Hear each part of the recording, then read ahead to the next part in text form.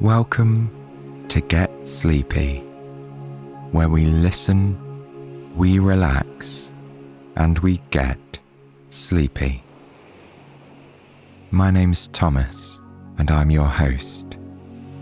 Thanks so much for tuning in. I really hope you're doing well and that you're ready for a good night's rest. Do you ever dream of stealing away to an island in the middle of nowhere? Of going on a holiday where all you have to do is read your book, take lots of naps, and wander around at your leisure? Well, that's exactly what we're going to do in tonight's story, as we follow Tanya on her adventure to Vlieland, a small island off the coast of the Netherlands.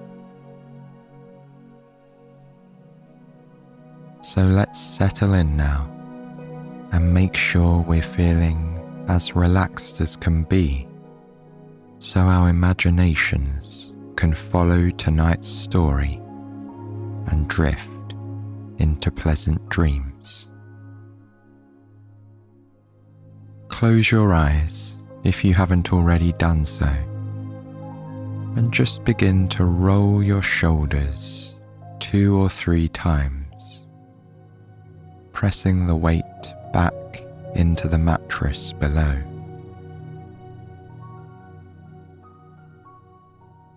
Feel the way your body is so comfortably supported, allowing tension to ease in your shoulders and giving your muscles a chance to rest and recharge.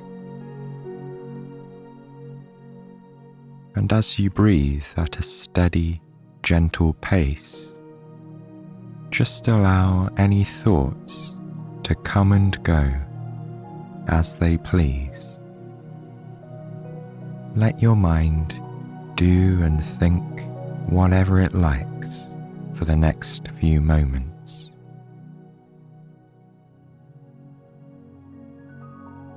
Meanwhile, just continue breathing in and breathing out.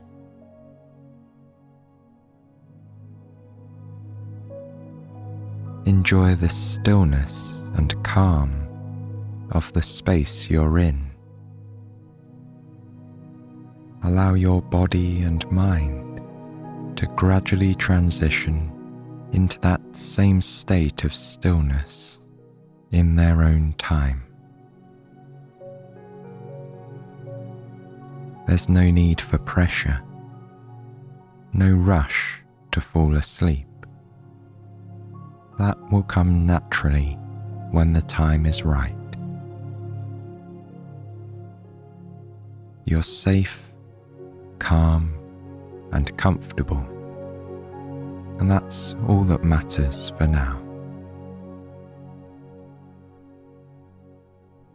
So take one more deep breath in,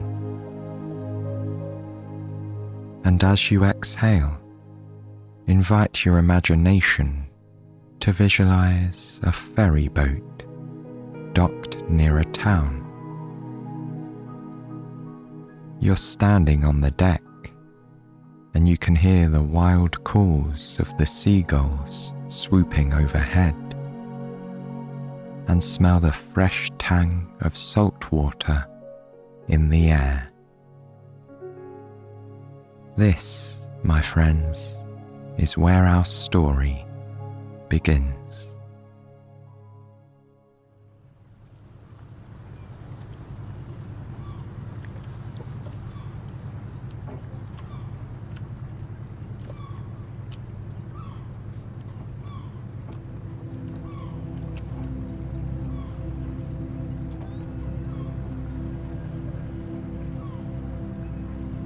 Tanya looked at the happy, busy scene around her and smiled. She and the other passengers were standing on the deck of the ferry, waiting for it to depart. It would be a 90-minute journey to Vlieland, a tiny island off the northern coast of the Netherlands. The ferry was full and the mood was festive. After a long winter, everyone was eager to drink up the summer sunshine. Young children ran around the deck, playing catch and whooping with laughter. The holiday joy filled the air. Tanya couldn't believe her luck. She'd been craving a holiday for so long. Then she had an offer from a friend to stay at a forest cottage on the island for a week. Tanya jumped at the chance to take some time off. An opportunity to relax and unwind, to be in nature, and fill her days with reading, bike rides, and feasting on local delicacies. A chance to do whatever she felt like. Just then, the ferry's horn made a long, low sound. They were off. Everyone gathered at the side of the boat to look out over the water. Tanya noticed how powerful the engines were, churning up white, frothy water in their wake. The gulls swooped and dived for fish that had been brought up by the movement of the ferry. Tanya felt the cool sea breeze on her face and bare arms. It had been warmer on shore, so now she put on a light, soft turquoise windbreaker and wrapped a silk scarf around her neck. The ferry had departed from Harlingen, a beautiful historic city in Vlieland, one of the northernmost provinces of the Netherlands. Tanya leaned over the railing and noticed that Harlingen was getting smaller and smaller, the buildings becoming tiny specks in the distance. As the ferry journeyed towards the islands, everybody settled into their seats, enjoying the changing views. Tanya found a nice deck chair and got comfortable, pulling her scarf around her for warmth. The ferry was chugging along a well-travelled shipping corridor. Tanya watched the progress of a wooden sailing boat moving alongside the ferry, with a carved mermaid on its stern. The billowing white sails flapped and cracked in the breeze. The captain steered the boat with a large round wheel. It was the kind of craft Tanya remembered from the books she'd read as a little girl, about people adventuring at sea. Tanya had always dreamed of going to Vlieland. Described as the pearl of the sea, it was the most remote island of a string of them in the Wadden Sea, or Wadden Sea. This tiny island was covered by tranquil sand dunes, lush forests, and airy beaches, and it had a population of around 1,000 people. Vlieland was a very special natural habitat for an abundance of wildlife. In fact, it was home to 128 species of birds, and was famous for its seal colony, Tanya knew.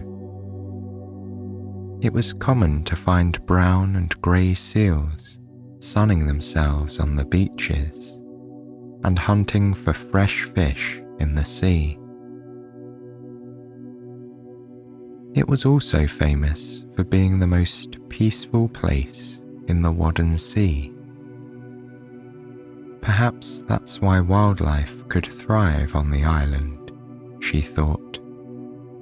The fragile dunes and vegetation were protected, making it a safe and cosy home for all the creatures who lived there. Tanya lay in her deck chair and closed her eyes. She felt the sun gently caressing her face and the wind whipping through her hair. Every part of her body relaxed, and all the tension of the weeks before started to drain away. She drifted in and out of sleep, half listening to the conversation of two women sitting next to her. They were speaking in the local dialect, Frisian. Although she couldn't understand the words, she listened to the musical notes of the language as the women chatted together like old friends.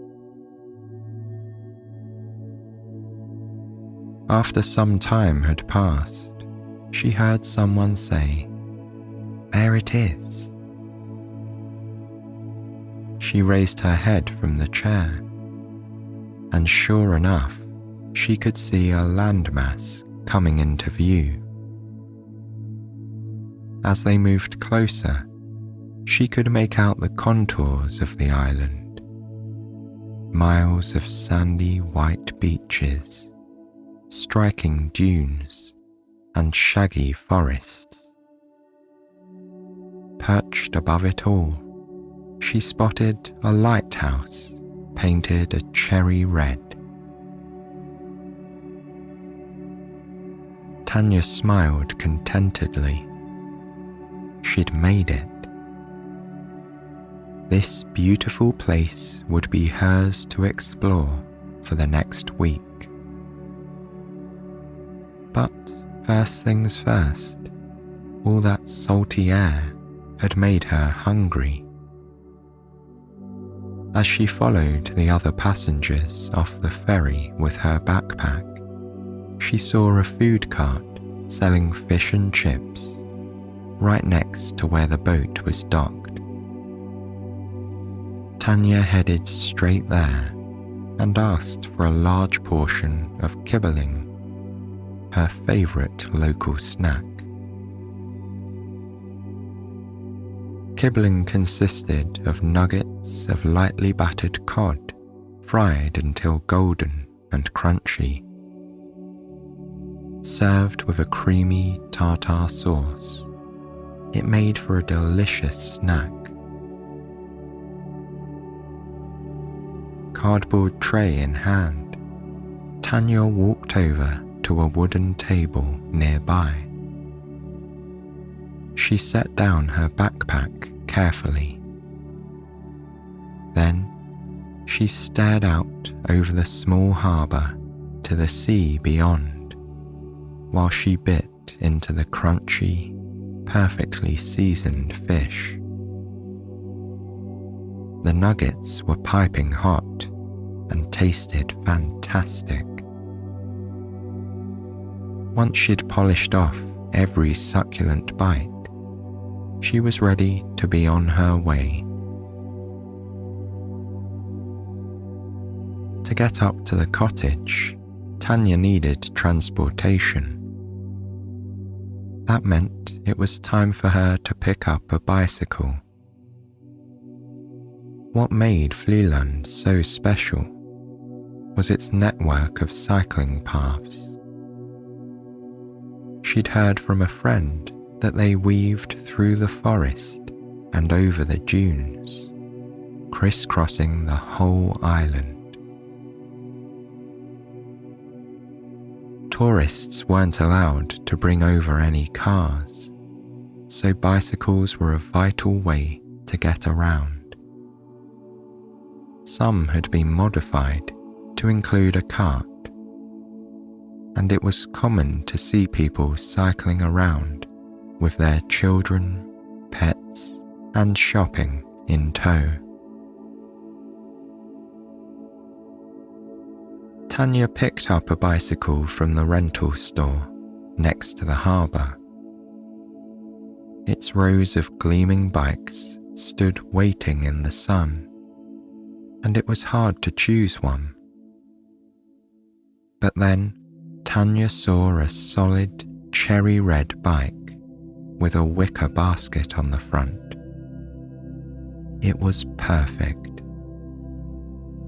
She got an extra pair of saddlebags attached to the rack, where she could store her pack and jacket. The friendly bike shop owner also gave her a map of the island. Tanya decided she would start her adventures with a trip to the famous lighthouse. After all, it was the guiding beacon for these remote waters. What better place to begin her holiday? She could ride straight through the village, or she could take a long, winding route on a bike path that went through the sand dunes. She decided on the dunes. Not only did they sound beautiful, she was hoping she'd get a sweeping view of the whole landscape as she rode. Tanya hopped onto the bike. She hadn't cycled for a long time. Taking the car was often quicker and more convenient, but she missed the feeling of moving under her own power. There was nothing like being able to travel so lightly. She loved the feeling of pumping the pedals to get where she needed to go. She headed down a cobbled road through the centre of the historic town. Lining the streets were small houses, many of which had been converted into shops and restaurants. She passed an ice cream store, a pancake restaurant, and one shop dedicated entirely to beachwear. Brightly coloured buckets and spades filled the window, and a huge array of towels flapped in the breeze outside. She carried on through the town and then took a turn to the right. Luckily, the bike had gears, as she had to travel up quite a steep hill. Then she turned right again, heading into the forest. The road curved down and twisted around, dappled in the shade of enormous trees on either side. Tanya felt an almost childlike sense of glee and freedom as the bike went down the hill. She could feel the wind dancing through her hair and watch the scenery move past in a blur. As she pedalled along, she saw lots of quaint holiday houses, all full of people having fun. At one home, a family played with a bat and ball on their lawn. At another, an older couple sat side by side in deck chairs, peacefully reading the newspaper. At the end of the road, she followed the signs leading towards the dunes.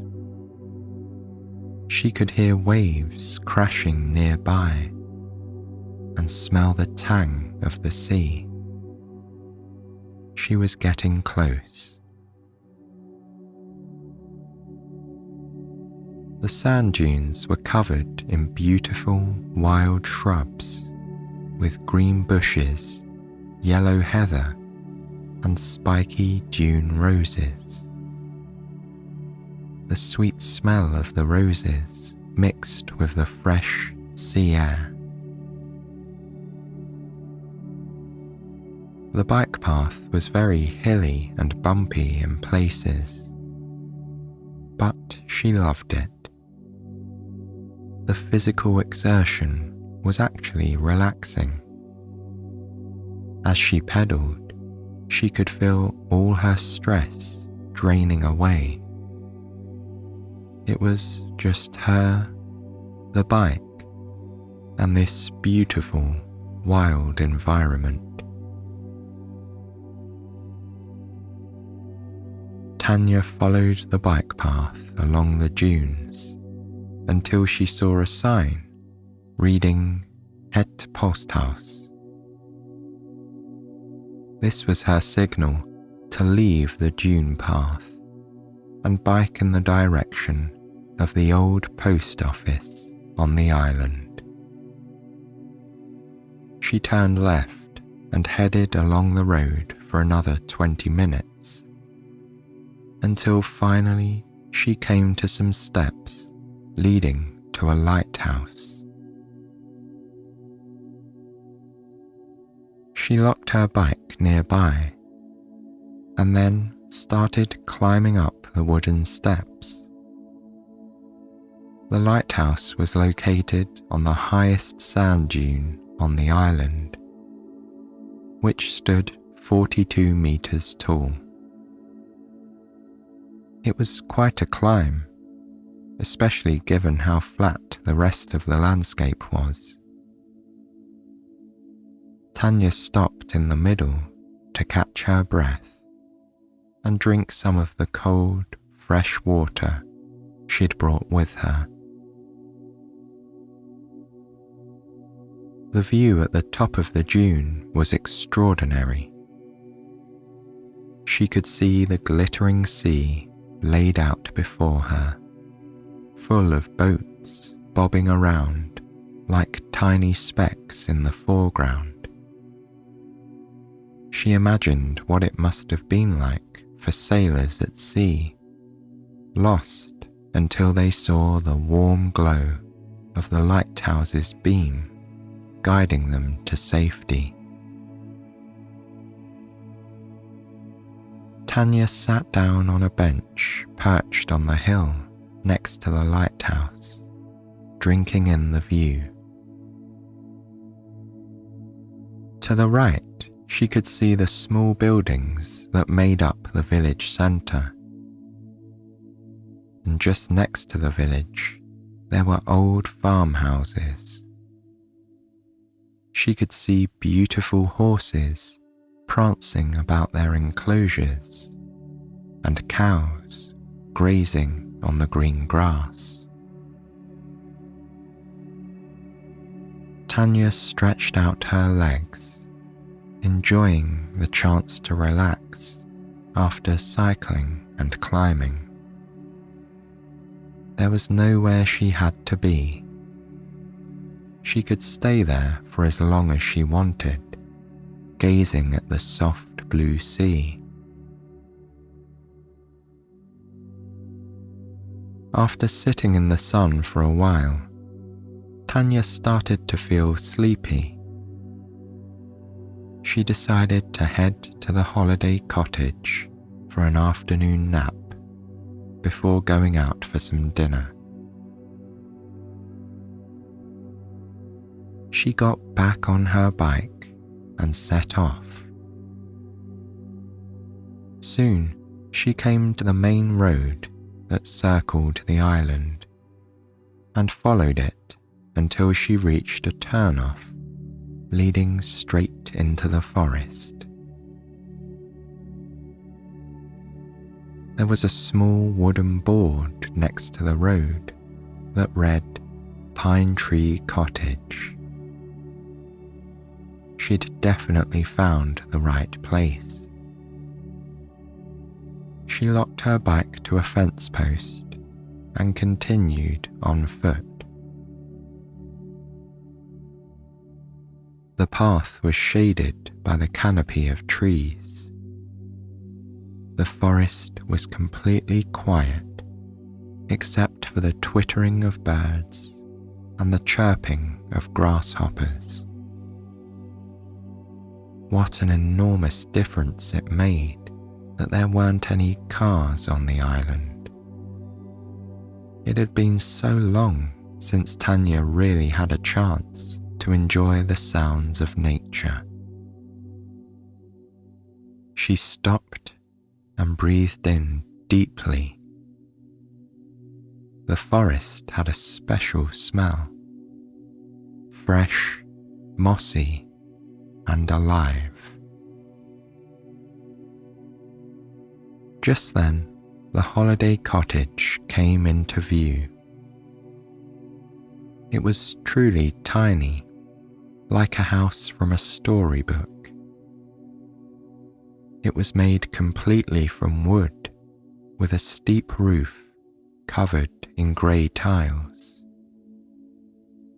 Charming green and white gingham curtains hung in the windows.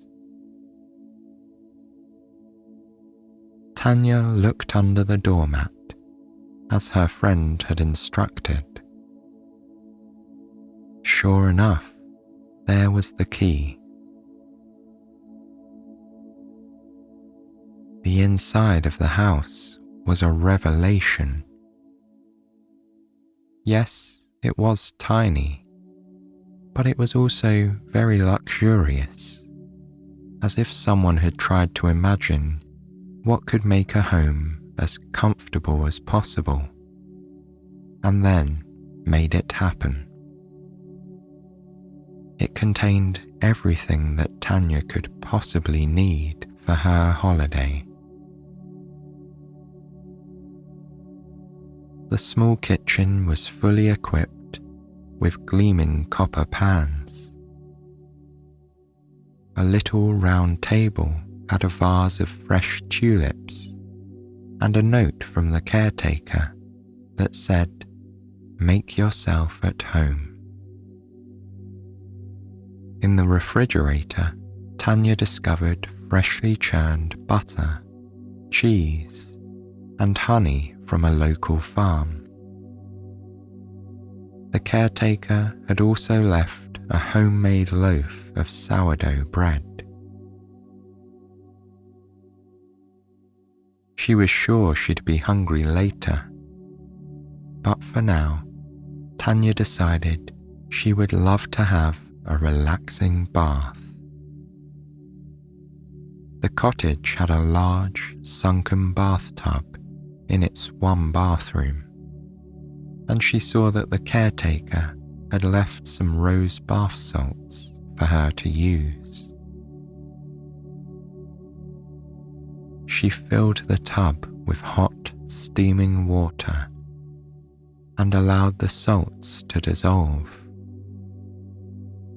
She made herself a cup of tea and chose one of the magazines she'd brought to read. Then she got into the bath and stretched out her body. The hot water felt sublime, and she could feel all of her muscles loosening. The room had a large skylight, and sunshine streamed in. As she lay there, Tanya could even see small birds darting around the overhanging trees. Pine Tree Cottage really was a magical place. Tanya took her time, sipping her tea and reading articles in her magazine. When the bath cooled slightly, she just added a little more hot water. Finally, she was ready to get out. With one last breath of the rose-scented water, she drained the tub and stepped onto a soft bath mat. She wrapped herself in the large, fluffy robe that had also been left for her.